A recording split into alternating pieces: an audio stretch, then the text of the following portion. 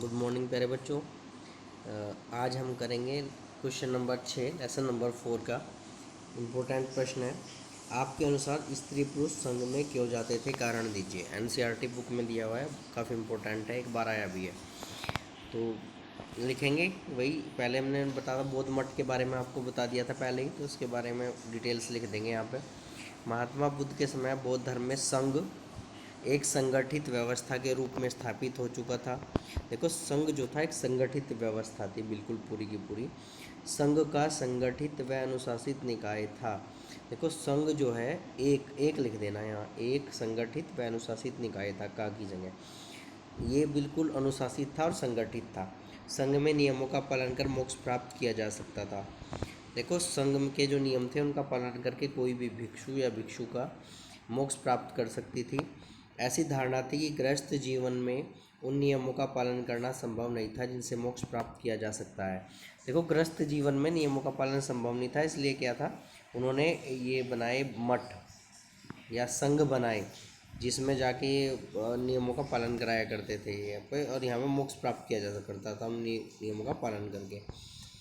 अच्छा, जिसे मोक्ष प्राप्त किया जा सकते। संघ में अध्ययन व मनन का उच्च वातावरण होता था। देखो, जितने भी संघ थे वो कहीं ना कहीं विहारों में थे, जंगलों में थे। वहाँ मनन का और अध्ययन का वातावरण होता था। बौद्ध विद्वान भी वहाँ सुगमता से मिल जाते थे। जितने भी बौद्ध विद्वान थे वो सारे के सारे संघ में मिल जाते थे, तो जाके शिक्षा एजुकेशन प्राप्त करना, नॉलेज प्राप्त करना बहुत आसान था। पवित्र जीवन जीने की अभिलाषा स्त्री पुरुषों को संघ में खींच लाती थी। जो स्त्री और पुरुष उस समय पवित्र जीवन जीने की अभिलाषा रखते थे वो संघ में आ जाते थे। कुछ लोग बौद्ध धर्म के उत्थान व प्रसार के लिए भी संघ में प्रवेश करते थे। कुछ लोगों की इच्छा होती थी, वो बौद्ध धर्म को मानते थे, वो चाहते थे कि हम बौद्ध धर्म का प्रचार प्रसार करें, और उसके लिए उन्हें शिक्षा की जरूरत पड़ती थी। कैसे प्रचार प्रसार करेंगे, तो उसके लिए भी वो संघ में चले जाते थे। संघ में सब समान थे, क्योंकि भिक्षु अथवा भिक्षुणी बन जाने पर सभी को पुरानी पहचान त्यागनी पड़ती थी। देखो, संघ में सब समान थे, यहाँ किसी भी प्रकार का कोई स्थान नहीं था किसी भी जाति के लिए, धर्म के लिए। यहाँ सब बौद्ध थे, और यहाँ पर भिक्षु और भिक्षुणी बन जाने के बाद सबकी अपनी पुरानी पहचान त्यागनी पड़ती थी।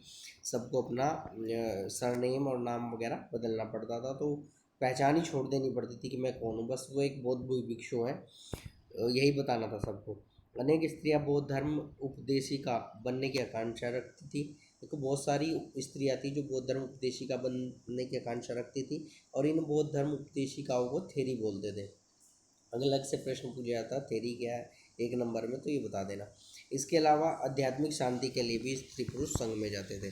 देखो, एक तो प्रचार प्रसार के लिए जाते थे, एक इस बौद्ध धर्म से संबंधित रिलेटेड जानकारी के लिए जाते थे, मोक्ष प्राप्त करने के लिए जाते थे, और इसके अलावा प्रचार प्रसार करने के लिए भी हम जाते थे। और लास्ट में सबसे इम्पोर्टेंट तो आत्मिक शांति है, कि वर्तमान में जीवन में आत्मिक शांति भी बनी रहे और बाद में मोक्ष भी प्राप्त हो जाए।